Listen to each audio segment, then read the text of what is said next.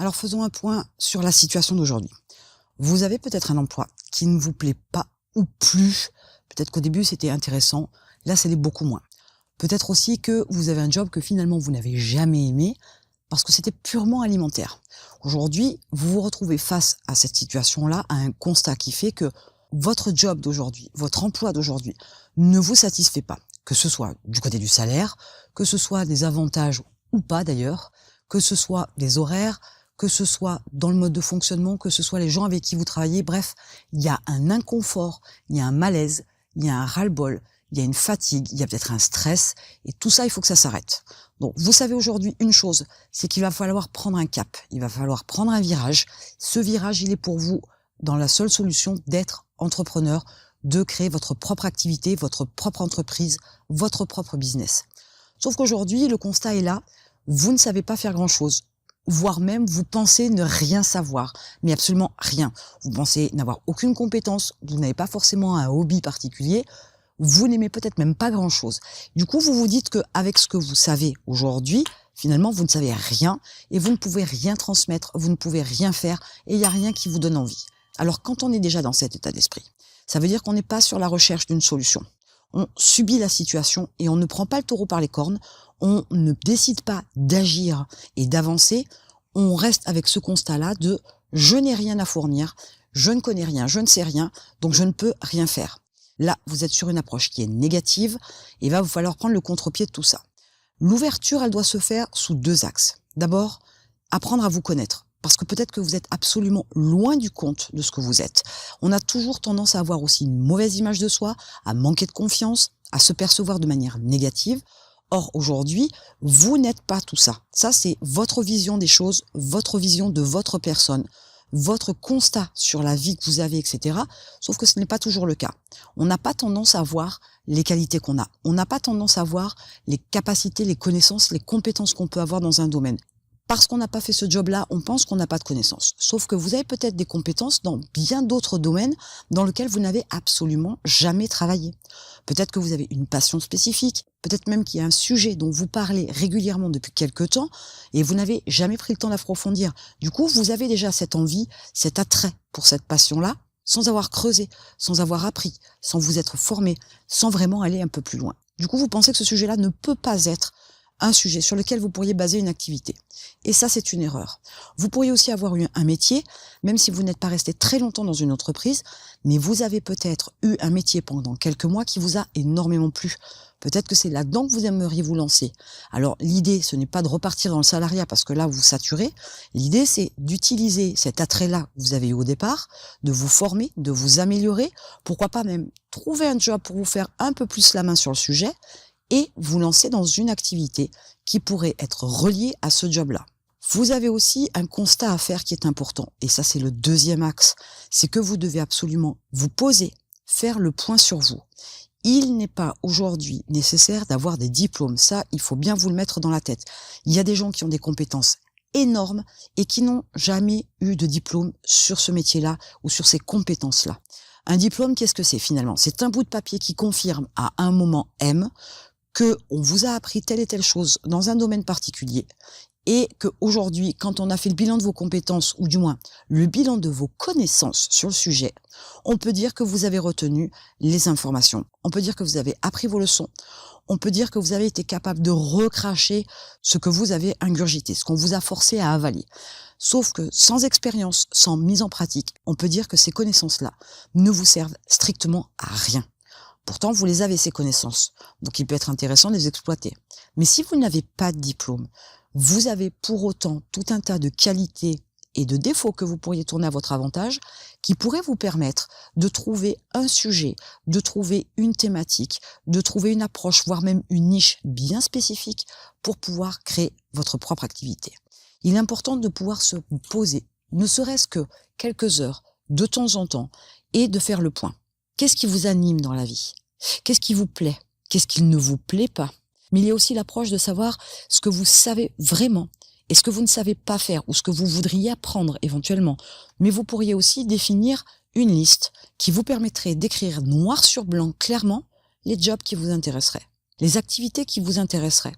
Pourquoi pas une vie avec une autre approche du travail. Et c'est à ce moment-là peut-être que vous allez avoir quelques lumières.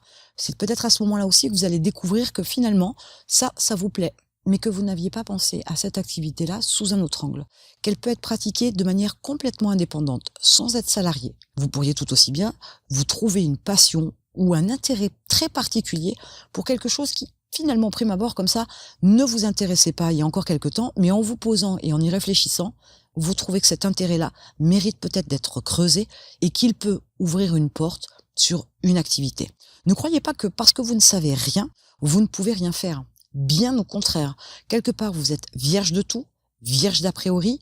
Il y a énormément de place dans votre cerveau pour apprendre tout un tas de choses. Et votre motivation, votre envie de changer de vie, c'est un facteur important qui vous permet d'avancer énormément, rapidement et avec une grande confiance parce que vous savez que la situation doit changer. Donc partant de ce constat-là, vous savez que tout est possible, tout est faisable. Le diplôme ne sert à rien. Le diplôme, je vous ai dit, c'est une validation de connaissances qu'on vous a donnée. Et ça s'arrête tout simplement là.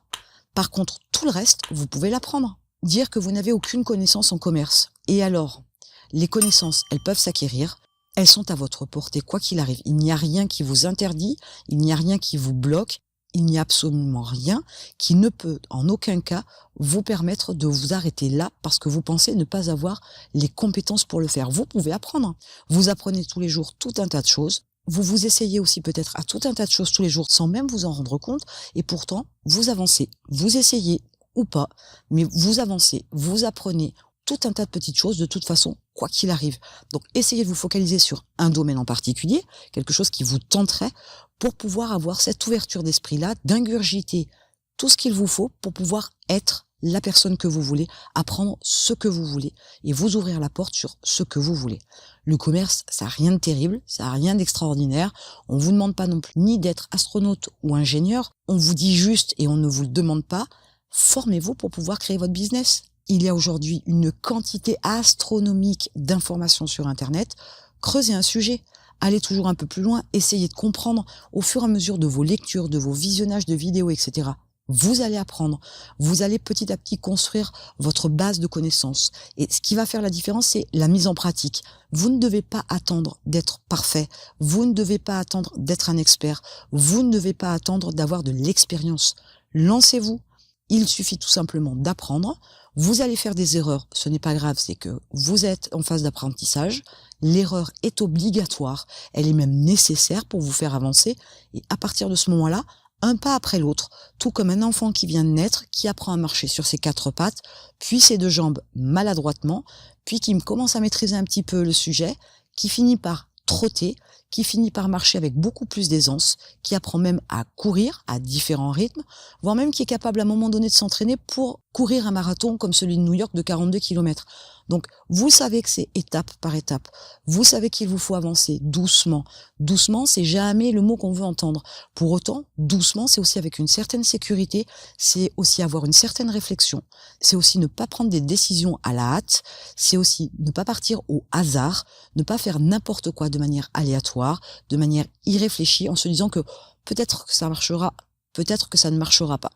Donc, pour mettre toutes les chances de votre côté et trouver une idée de business, il vous faut creuser dans ce que vous faites au quotidien, dans ce que vous avez fait auparavant, mais aussi ce que vous êtes, ce que vous aimez, ce que vous n'aimez pas, ce que vous ne savez ou pas. Ça va vous permettre aussi d'étayer un petit peu votre réflexion. Plus vous avez d'informations, plus cela va vous permettre de vous mettre sur la voie pour trouver votre idée de business, celle qui vous correspond. Ne vous lancez pas sur une idée parce que vous avez lu à moult reprises que c'était une idée rentable. Rentable ne peut pas dire non plus que ça va vous intéresser. Rentable veut simplement dire qu'il y a des personnes dont c'est plus ou moins la passion, ou du moins qu'ils ont un intérêt particulier pour ce sujet-là, et qu'ils ont été capables de l'exploiter. Mais vous n'aurez pas forcément ces mêmes aptitudes. On vous demande pas d'être les autres, on vous demande d'être vous-même. Et limite, on vous le demande pas, je vous le suggère, plutôt que de vous le demander, je vous le suggère d'être vous-même, d'être authentique, de savoir exploiter ce que vous êtes, qui vous êtes, ce que vous aimez ou pas, ce que vous savez ou pas.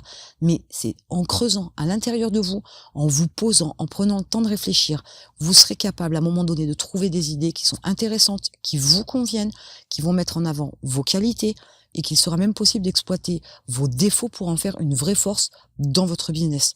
Il y a forcément des choses qui vous ont aidé dans la vie et ça peut être quelque chose que vous pouvez enseigner aux autres. Et ça peut être un marché sur lequel vous pouvez vous positionner et ça peut être un marché sur lequel il est possible pour vous de vous positionner avec une idée de business qui va sortir du lot, qui va faire la différence, qui va se nicher sur un problème, sur un marché, avec une solution, un produit ou un service, peu importe, mais dans un domaine où il est nécessaire d'intervenir parce que il n'y a pas forcément de concurrence, certes, mais il y a surtout un vrai problème, un besoin profond auquel il faut savoir répondre.